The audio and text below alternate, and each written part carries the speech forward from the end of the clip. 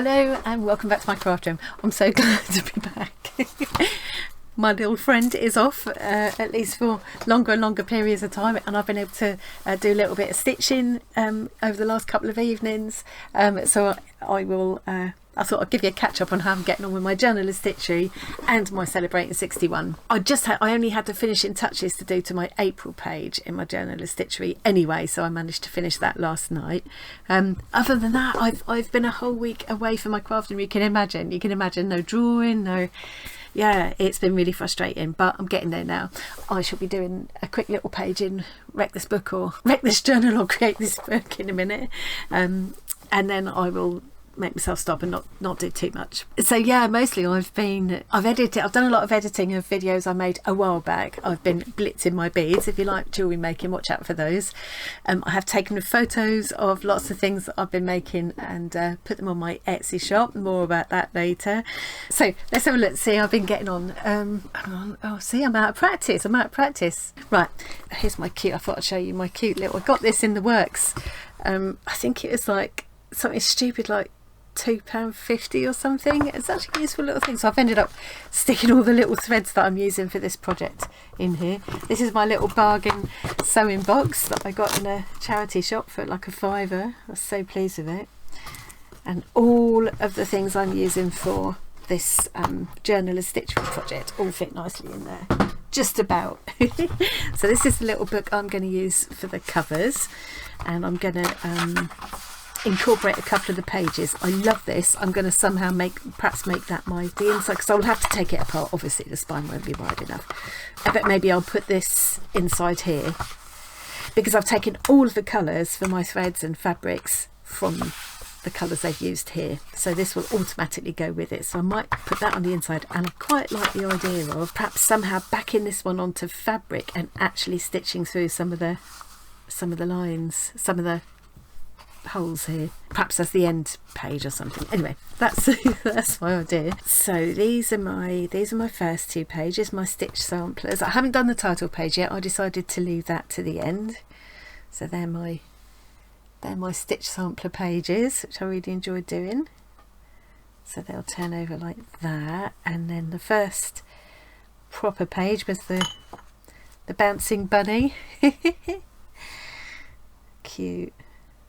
And I drew that out and coloured it with Pintor pens, actually, or a Pintor pen. This one was Fancy Flower, I think. I did flowers. I can't remember what the background prompts were now. And then that was the beautiful butterfly. I did plural butterflies, and I've ended up kind of following the landscape on, which I quite like the idea of. And this is actually the April prompt, and this one was, you had to use an old quilt. Well, I didn't have an old quilt, so I kind of faked up an old quilt by putting some batting behind there and a bit of ticking and just stitching it through to make it look like an old quilt. And country cottage was the embellishment theme. So I've carried on the same kind of mixture of fabrics to make that sort of landscape, and then set the cottage in there. I might still do a bit more embellishment, more of a cottage garden around it, but I didn't want to push my luck last night. The bit I really wanted to finish, though, that I did just last night was this. It's just I just did a back stitch. I just freehanded it. I didn't draw it out first to make the smoke coming from the chimney. I did a back stitch and then whipped it with the same colour. So that's that done. I think next month's the prompt actually for May is usual. The background is usual favourite colour. I'm still I've got so many my favourite colour is rainbow, to be fair, but I can't use a rainbow in this. I might go for blue. I might go for green, because that kind of sets anything goes with green as far as I'm concerned. Anything goes with green in nature, doesn't it? So, and then the kind of theme or embellishment is beautiful bird. So yeah, I can start working on that one now, actually in the same month as everybody else. So that's where I am with Journal of Stitchery. Thoroughly enjoying this project. I will leave a link to Roxy Creations, where Sarah and Rachel post all their videos. They've got a big playlist for Journal of Stitchery. Oh, I knew there was something else I wanted to mention. And I'll probably mention this again in a couple of videos for different kinds of things, because I think different viewers watch different types of videos, that makes so sorry if I get repetitive. But a couple of times, or a few times actually, where people have been chatting, people who comment regularly in the comment section under the videos, quite often talk about what they've been making, and I find myself saying, oh, do you share your work anywhere? Not everybody's got a channel or a Facebook page or whatever where they share things, and some people don't want to share what they do, you know, but I'm always fascinated to see what other people have created, and I had been kind of toying with the idea in my head of suggesting that maybe I've got a Facebook page called Arty Farty Annie, which is like my nickname really, and my blog is Arty Farty Annie. I don't really do Facebook anymore, but I used to post artwork and stuff on there quite a lot.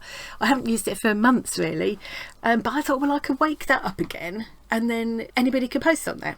So any of my YouTube friends could share what they've done on there. I'd sort of been toying with the idea, hadn't done anything about it, and then one of my regular commenters, Faye, hello Faye, did say yes, she does do it. She's an experienced, she does a lot of beadwork, and I would love to see some of it.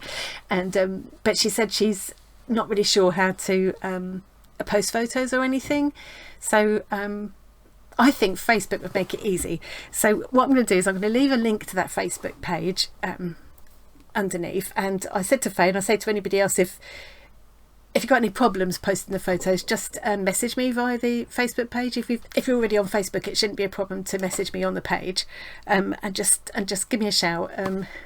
We'll get around it one way or another. I'm sure it'll be really straightforward once you've done it a couple of times, and it'd just be a really nice way to share what you're all making.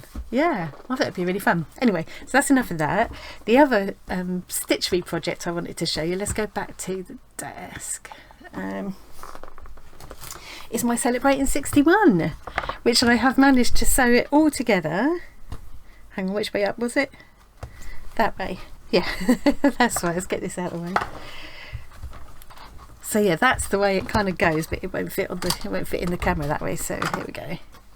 Yeah, I haven't ironed it yet, but I've managed to stitch it all together. It's not very tidily done, you can see, but that won't matter because I'm going to be putting decorative stitching between all the lines anyway, and I have started to do it in this bottom corner. Not done as much as I would normally have done because I've just been having to take it a bit slow really. But yeah, so I'm just doing like different kinds of decorative stitching between the squares, and then just really doodling with my needle, to be honest, picking up the colours in each square, and then just carrying them over. Like so here I've done some French knots carrying this colour over into the next square.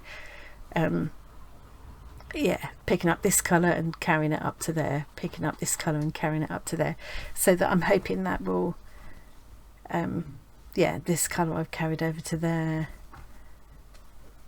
and I'm hoping that will help to kind of, when you look at it overall, it'll help to sort of blend everything together. Some of the images will get kind of lost in amongst the extra decorative stitching that I'm doing, but I'll still know they're there, and it'll be quite fun to decipher them later on. I think this one was actually for kind of events, kind of, this was meant to represent a stage with lights around it. Whether I'll remember that when I look at this again in 5 years time, I'll think, what on earth was that meant to be? I don't know, but yeah, so that's what I'm doing. I will keep working on it. I imagine it might take me several weeks. Oh, this is quite fun doing this. This is what I did in some of the earlier squares as well, is no, on the bunting. I did it on the bunting, did a lot of just stitching over the pattern that's printed into the fabric, and then in this case I'm carrying it over. Yeah, and I've done the same thing there. In this case I'm kind of extending it, imagining that it continues into the next. Yeah, so yeah, that could take me weeks, but it's a really enjoyable process. It's just like a kind of, it's like mindfulness doodling, but with a needle and thread instead of a pen or a pencil. So yeah, that's all I've got to show you for today. It's nice to be back in my craft room again. well, I have been up here. I've been sitting here watching other people making stuff on YouTube and looking at some of my books and things. I've got a couple of really good ideas for my next slow stitching projects. Once I've finished my Journal of Stitchery, which won't be long now, I will be getting on with the next project.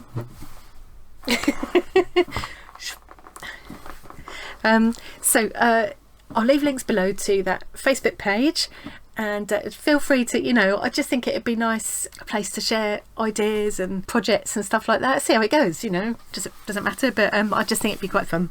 Also links to Journal of Stitchery, and if you like jewellery making, watch out for my blitzing my beads. That's what I've been doing a bit of editing and getting those ready to go. So yeah, watch out for those if you like jewellery making. That's all I've got to say for now.